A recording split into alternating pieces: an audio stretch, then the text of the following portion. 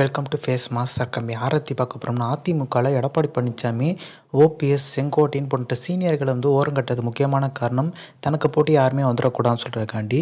So இப்போ எடப்பாடி பழனிசாமி ஒரு சில நபர்களுக்கு சீனியர்களுக்கு பார்த்திங்கன்னா சீட்டே கொடுக்கக்கூடாது, ஏன்னா இவங்க சீனியர்கள் நம்மளை எதிர்த்து பேசுவாங்க. இப்போ ஜூனியர் பார்த்திங்கன்னா இப்போ அரசியலில் புது நபர்களுக்கு எம்எல்ஏ சீட்டு கொடுத்தா பெரிய லெவலில் எடப்பாடி பழனிசாமியை உயர்த்தி தான் பார்ப்பாங்க, போச்சலாக தான் பார்ப்பாங்க. இப்போ எடப்பாடி பழனிசாமிக்கு சரிசமமாக எம்எல்ஏ ஆனவங்க அமைச்சர் ஆனவங்க எல்லாருமே எடப்பாடியை பெரிய லெவலில் போச்சலாலாம் பார்க்கவே இல்லை.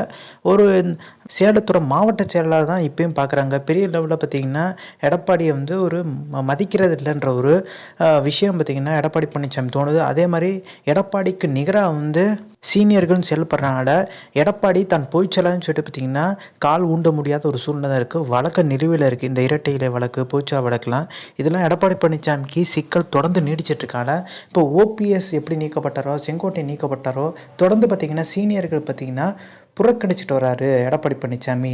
இப்போ நம்மளுக்கு தெரியும், தம்பிதுரையை கூட இன்சல்ட் பண்ணதாக பார்த்திங்கன்னா ஒரு வீடியோலாம் பார்த்துருப்பீங்க. தொடர்ந்து சீனியர்களை ஓரம் கட்டுறதுல பார்த்திங்கன்னா எடப்பாடி பழனிசாமி குறிக்கோளாக இருக்கதா சொல்கிறாங்க. இப்போயுமே செங்கோட்டையோட பார்த்திங்கன்னா சீனியர்கள் பேச்சுவார்த்தை நடத்திட்டு இருக்கதான் சொல்கிறாங்க.